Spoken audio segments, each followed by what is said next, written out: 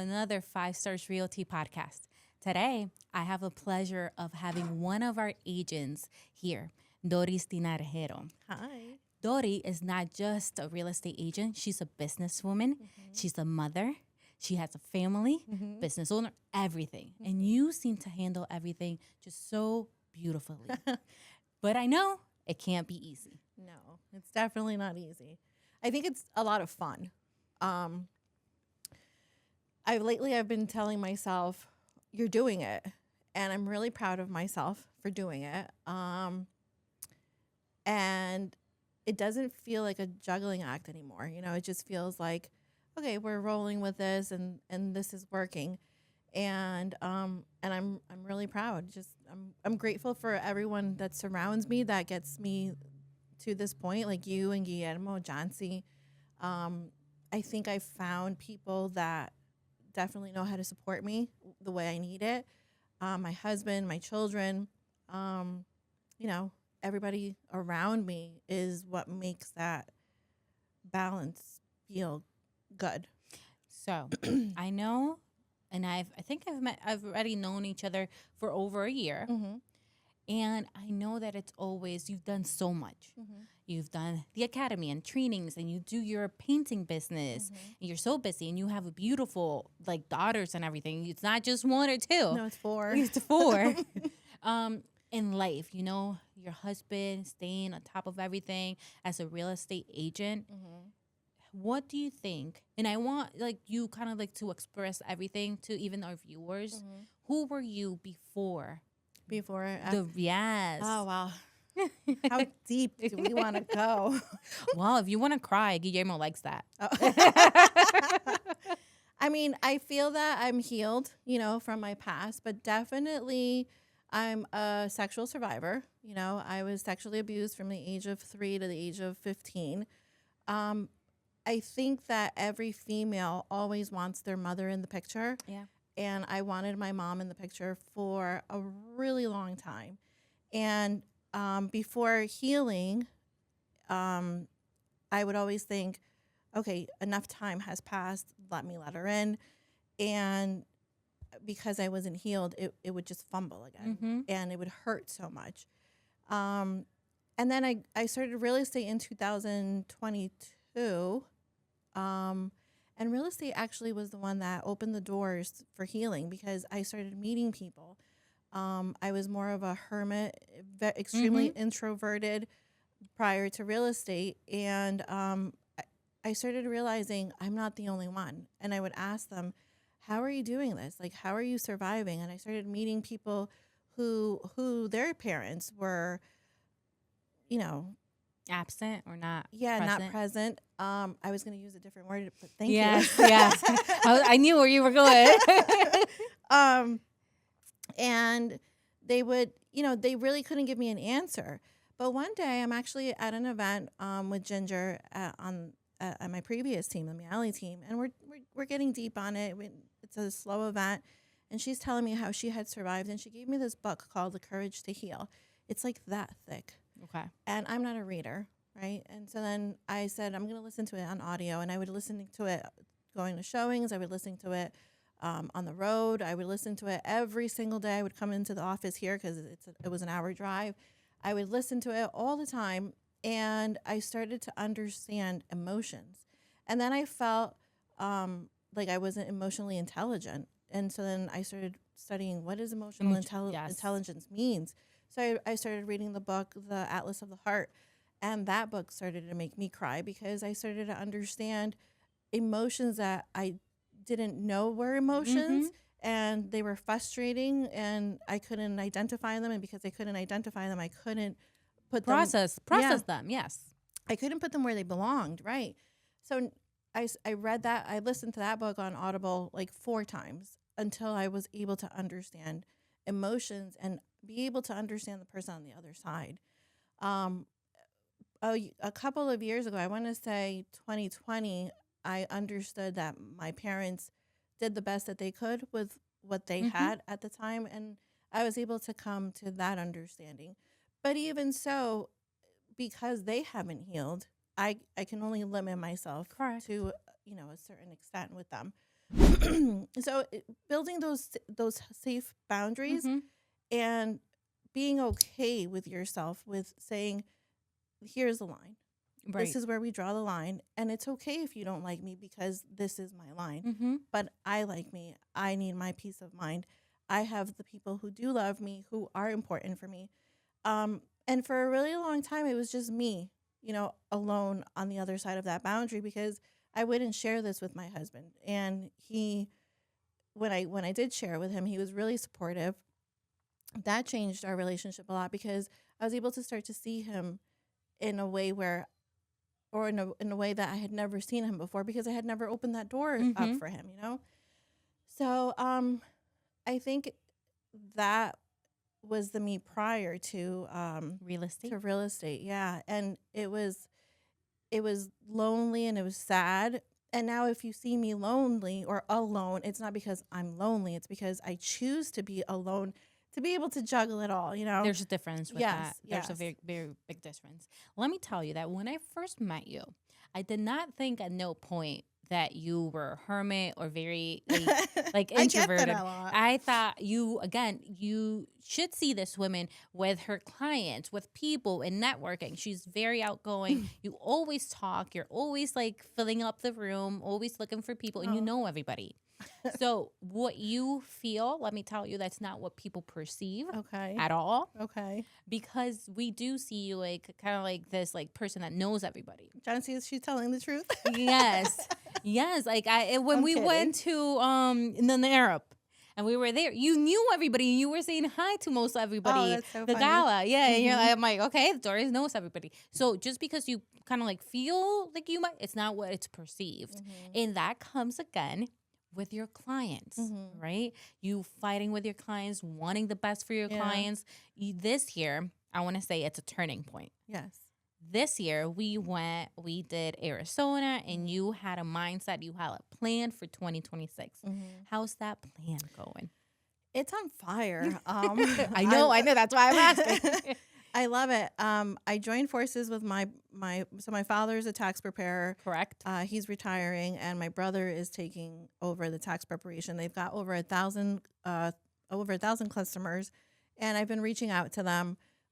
We've got properties for sale. We've got people under contract. We have listings on hold right now that are coming on the market pretty soon. We have buyers in the process of getting HDF and CHAFA and pre-approved.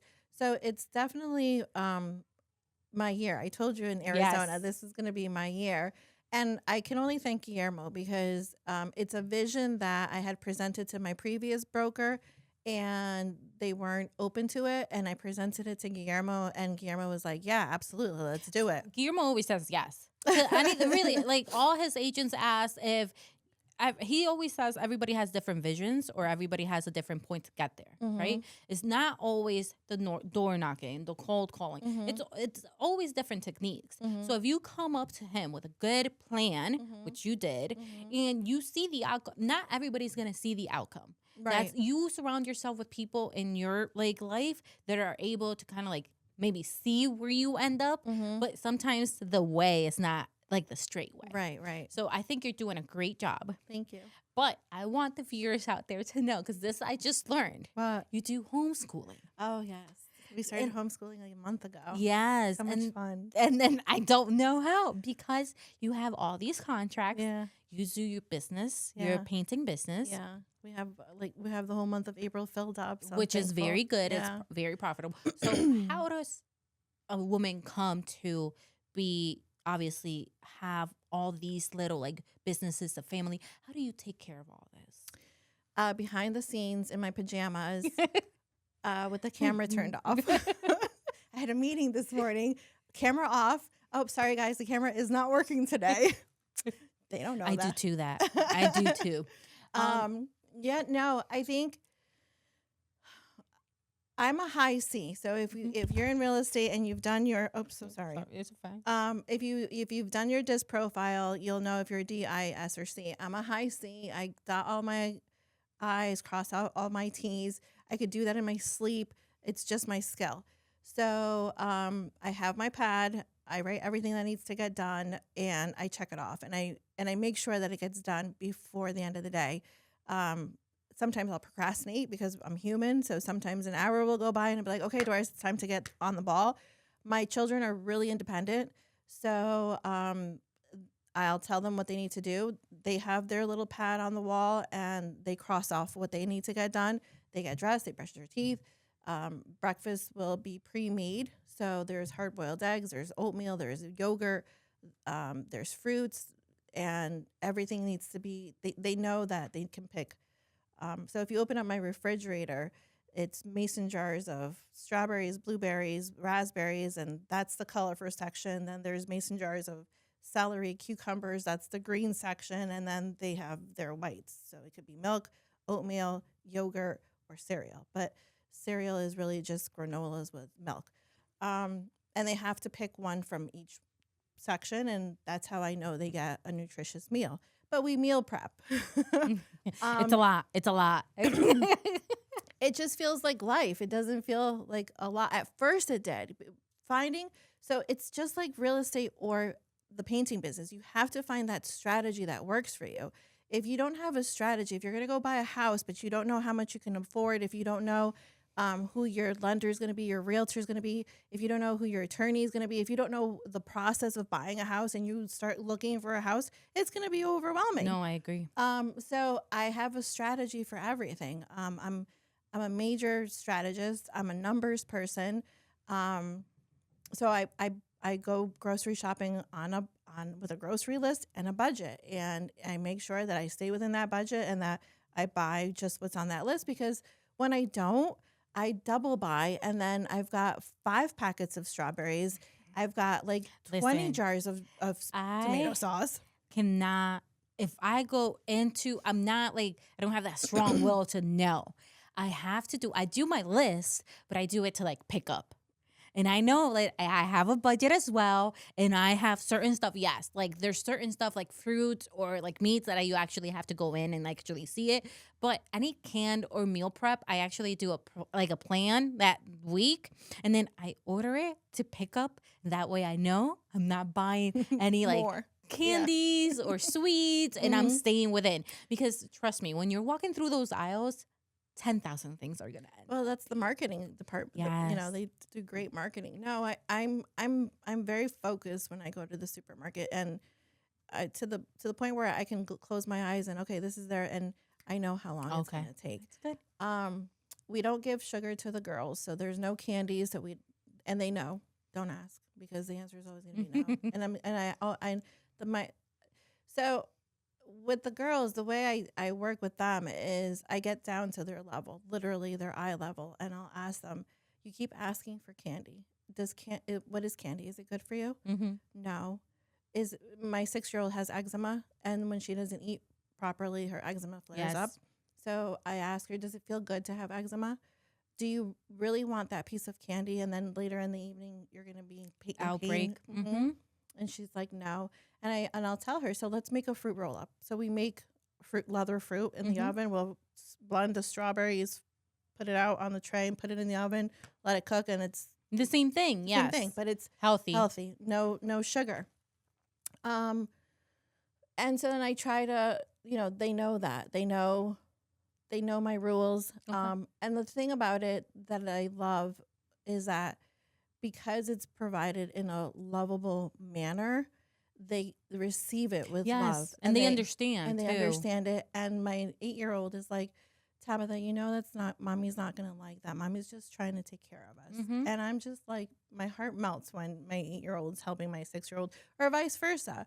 And then with homeschooling, we have a system in place as well. We do the homeschooling system with reading eggs, because they don't need to be in school for 8 hours, 7 hours. Mm-hmm. They only need 2 hours of school, and it's independent. But then I print out the writing worksheets for their writing, and it's really helpful, because now my first grader really isn't in first grade; she's really in second grade, and she's not bored anymore. She's actually being challenged. Oh, that's good. And then my third grader really isn't in third grade; she's like graduating second grade, beginning third grade. So now she feels relieved. Mm-hmm. So there's no more crying, one for boredom and the other one because it's too challenging.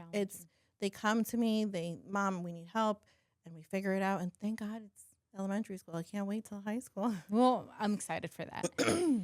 Question. Yeah. And I know that this is coming. Okay. Do you ever feel guilty? Business versus family? No, not really. Because I will stop. I will stop business at any time to focus on my family. My family always comes first. I believe that I'd rather be poor and living under a bridge with my family, but knowing that I gave my family the attention that they needed, because my main role is to be a provider for my girls. Caregiver. A caregiver. That's my number one role.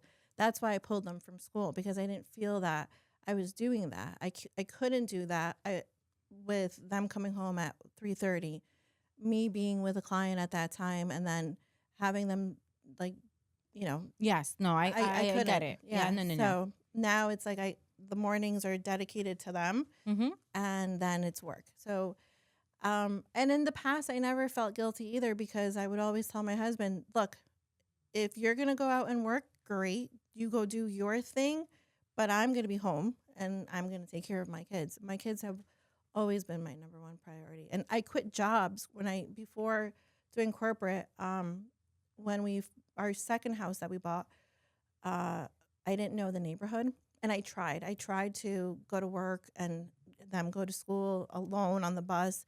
I think I did it for a month, and then I quit my job. Yeah, if it wasn't working. No, because it's like, I need to make sure that my children feel protected and safe. Right. And that's my number one role. So for a mother and a business owner in this stage, in this market, what would you say for businesswomen, mothers at this point, that want to go into real estate?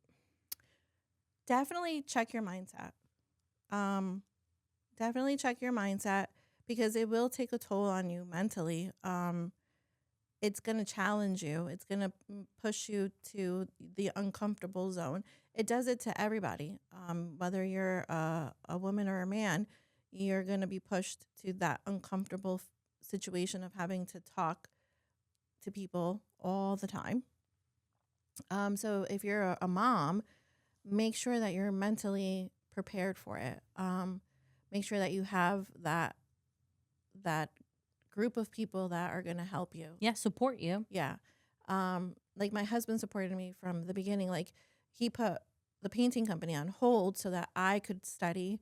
And we did it strategically. Again, we knew that January, February, March were going to be our off season. So we didn't take any jobs those 3 months, so that he could be with the girls and I would just study. I would just study.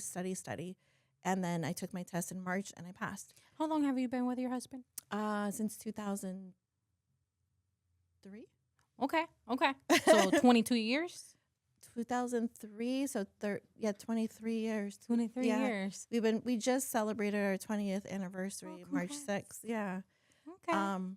Yeah, so he ain't going nowhere. He's there. He's there. Yeah, and no, and I told him, it was funny because when I started real estate last year was like my first real year. My first year was just learning the ropes. Then I joined the Miali team. That was all educational, and I did well with them. But then last year, when I stopped being in the office with Guillermo, I was like, this is going to be the beginning of my year. And now it's like, this is it. This is officially no other interruptions, as in like being a 9 to 5 somewhere. It's just the girls and the painting business. And so then last year I was networking a lot, and I had men hitting on me. And I said to Francisco, I was like, so I just want to let you know something.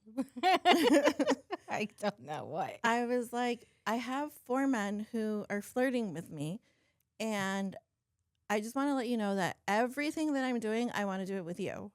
Oh, okay. And so then if you see it when you go places with me, know that you're the one that I want to do everything with. Oh. And 20 years, still strong. Yeah. And that's our song, actually, from Shania Twain. Still the one. Yeah, they thought that we weren't going to make it because we only knew each other. Let's see, we met in August of 2003, and then I got pregnant in 2004 with So our. when you know, you know. Yeah, well, he knew before I did. Well, Doris, you're a very strong number person. Yes. You know, love is not numbers. No, it's not. But I told him, that's so funny. I told him yesterday because we kind of got into an argument yesterday. We argue all the time. And I'm just like, no, I need you to do it like this because I'm a strong person. Mhm. And he's so patient. He's our he definitely balances me. And then I realized, okay, I'm like pushing him when I know that he's this way. And so I go over to him and I'm like, look, I know that this is the way you are. I accept you the way you are. I love you the way you are. I want to be with you even the way you are, you know? And he's looking at me. He's like, motherfucker, you better. Like, what else? Yeah. And I'm just like, like nothing can, like he loves me so much that, and I love him so much that we both get jealous, right? Because it's a human thing. But we know we're not going anywhere. But I do know a lot of like real estate agents where we're women, right? And certain women, I don't know if like men, like something get jealous, like something happens. And I know like a couple of them where they're married and everything. And sometimes the husband is not as supportive, right? The women that I do see thriving in real estate, they have really supportive husbands at home. But it really does happen to all of us. My question, since we're talking about this, is what's the biggest mistake a new agent is making? Yes. That's a great question. I think a mistake a new agent can make, or most agents make, is not practicing their scripts, not knowing the language. Yes. You definitely need to know the language. It's super easy, dude. Just write the script, memorize the script. Once you've memorized the script, put it into your own words, make it genuine, and roll with it. Make mistakes. Trial and error is the best practice. Not try to be perfect. Just be genuine. I'm always saying I'm outside of the box. I'm the weird one. I'm the one always doing things differently. But when you practice and you role play on yourself and you learn what you need to, the language is not going to change. What's going to change is the situation. Correct. And in every situation, you're going to learn something new. So if you're a new agent, don't expect to be perfect. Just work on practicing and then practice. And you're always going to learn something new. Always. So from being an agent, and you, again, you're starting, you said basically last year, your first one, and now it's where it's really thriving.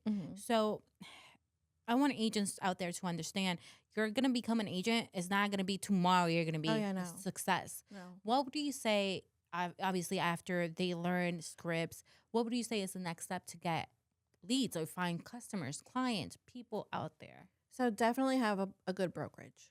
And, I love where I come from for the knowledge that they provided, but you need to have a good broker to back you up because brokers say they're going to give you leads, but sometimes you don't. You need to be able to distinguish a good lead from a bad lead.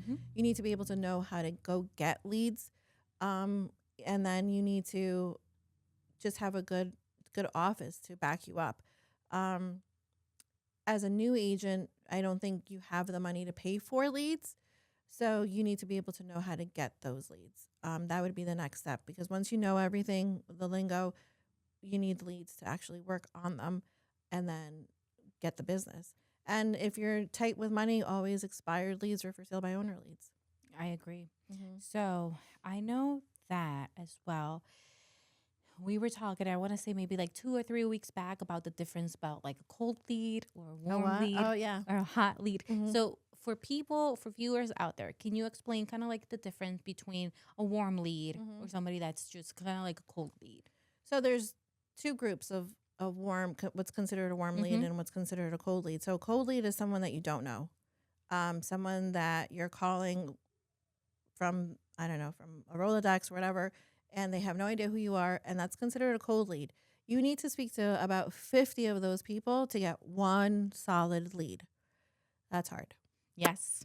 But a lot of agents do it, and they thrive. Yeah, they do cold calling. And they do great with it. Yes. We have our top listing agent Yes. here who does that, and he's amazing at it. Then warm leads are considered people that you actually know, that those people you only need to talk to about 12 to 14 of those people, but talk, like actually let them know, hey, I'm in the business of real estate. Who do you know? Blah, blah, blah. You need to talk to 14 of them to be able to get one to say, I actually need a realtor. So that's that category of warm and cold. Then we've got cold, warm, and hot leads, where when you do have somebody that you come across that says, oh yeah, I'm ready for real estate, are they ready now? Like, are their finances in place? Or can they get pre-approved? And then are they wanting to buy a home in the next 3 months? That's considered a hot lead. Then a warm lead is someone who may need a little bit of prep and they'll be ready in 6 months. And then a cold lead is considered somebody 6 months to up to a year. Okay. So, yeah. Just so everybody knows the difference, because there is a lot of knowledge, right? And having knowledge, which I love, because when you talk to me, you talk with so much like you understand what's going on. Oh, okay. There's no doubts. Yes, everybody calls me because there's like some questions, but when it's about talking about your clients, your buyers, your sellers, you know what's best out there, and you actually get what's best out there. You text me very excited when you're on the contract, and I'm always very happy for you. Or you text me when you got a listing, and I'm very excited for you. What changed from last year to this year, or your plan? What changed in your mindset? And so in my mindset, what changed was, so I've been reading, listening. Listening. I'm listening to. We learned from that in the beginning. She doesn't like to read. Yeah, no, I can't sit down and read for 18, 20 minutes. So I listen. I listen. I started listening to The Habit of Breaking Yourself by Dr. Joe Dispenza. Okay. And I started doing neuroplasticity. Okay. And I think that's the difference from ever. Because with neuroplasticity, you are rewiring your brain from what you believe to be true. And for example, I told this to James yesterday, because he was like, I got a lead for sale by owner. Great. Like, how does that feel? It feels great. Hold on to that feeling, right? Because you're believing it in your heart now, and picture it in the future. And now constantly say it. That seller is mine. That seller is mine. Visualize yourself closing that house. Stay to that feeling and live it every single day. My mom used to read El Secreto or something like that. The Secret, El Secreto. And The Secret goes into, for example, this was when I was younger. You're so funny. She's young.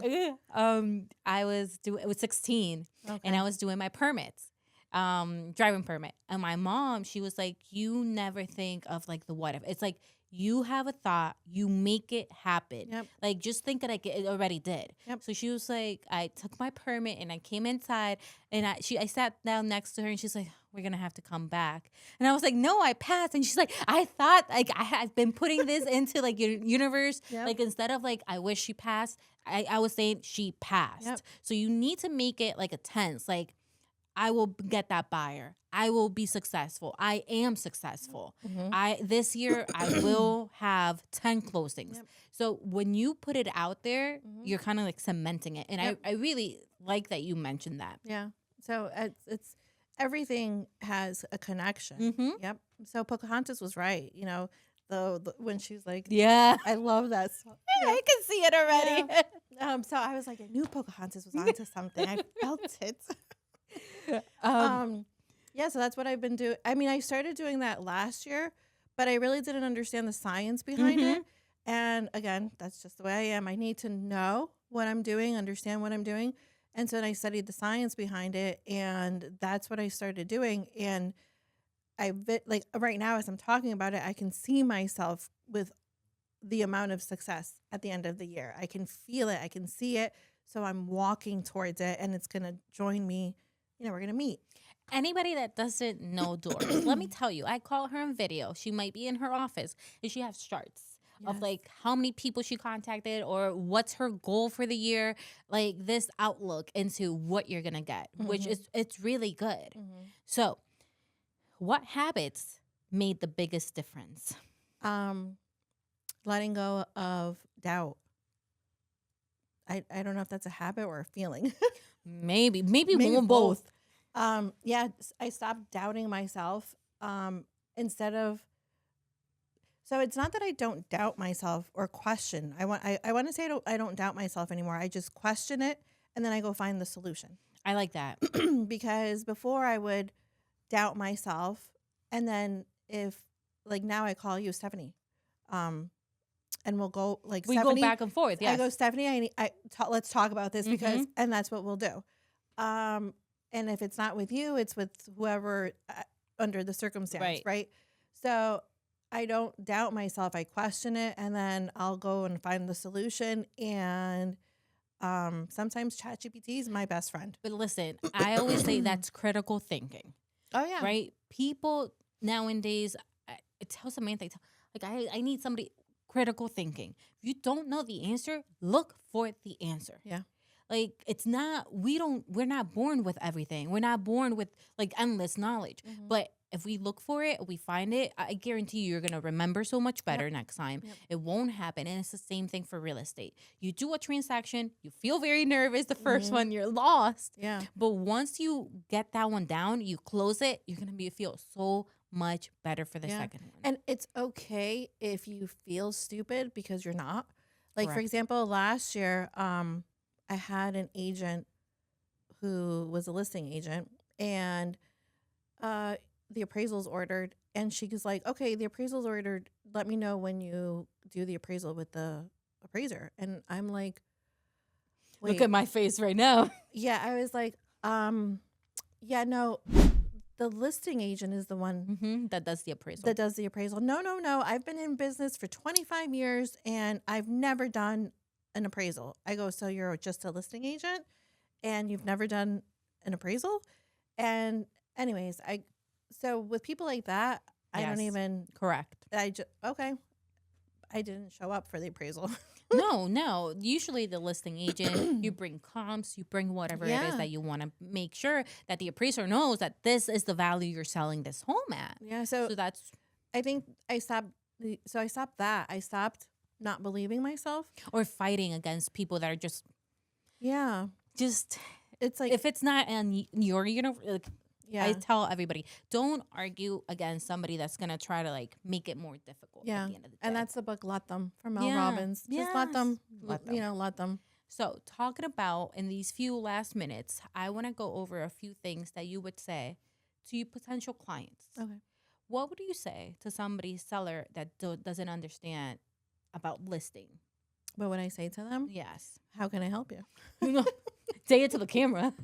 So if sellers, look, I was going to say, sellers, if you don't understand about listings, what is Doris going to say? Yeah, so if you don't understand how to put your house on the market, let's sit down and let's build a strategy, because there's 5 areas that will hurt your listing, and we need to go over them and make sure that your home is prepared.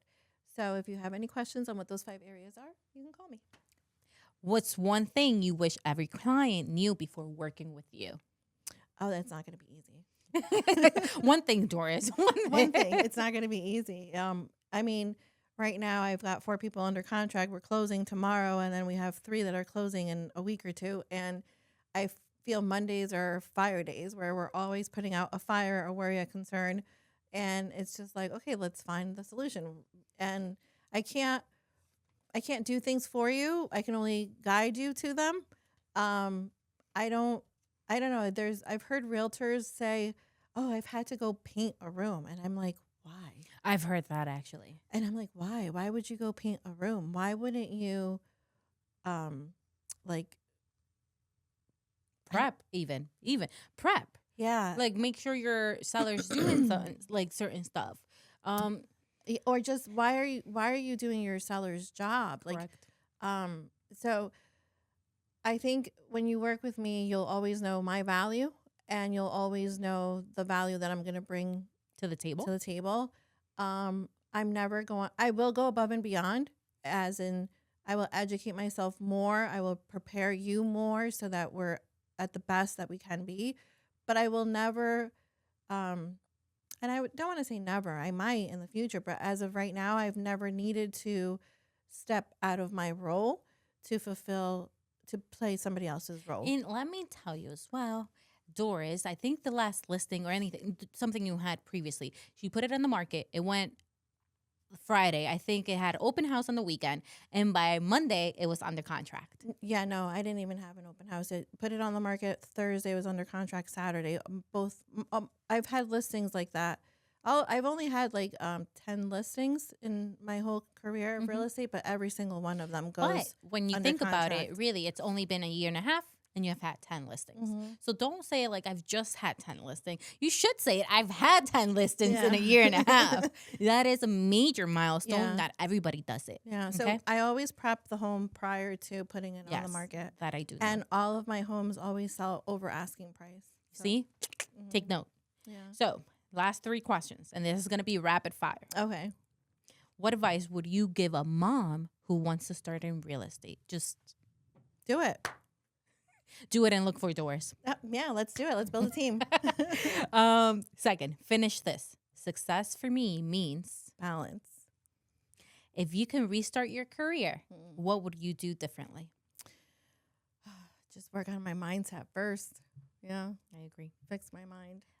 Thank you for being here Oh, today. you're welcome. It's been a Thank pleasure. you. It's been I fun. called her and I said, you need to do this. I think you're on a roll this year. This might be the best year overall. I'm really, really proud in everything you've done. Thank you. So thank you, everybody, for watching this podcast. Doris' information is going to be in the bottom. Yep. Your Instagram. Yep. If you don't have it on the top of your head, it will be in the bottom. If you have any other questions, anything else, do you want to tell the clients where they can reach you at? Yeah, so I'm Doris, your local realtor. I can be reached at 475-265-6111. And if you are a seller needing to prep your home, call me. If you're a buyer and you want to learn about all the programs that are out there right now that are helping buyers pretty much close on homes without having money down, call me. I'll connect you, and let's get it done. So thank you, Doris. You're welcome. Thank you, everybody, for being here. You hit like, subscribe, Follow. follow, and I'll see you next time. Thank you. Bye.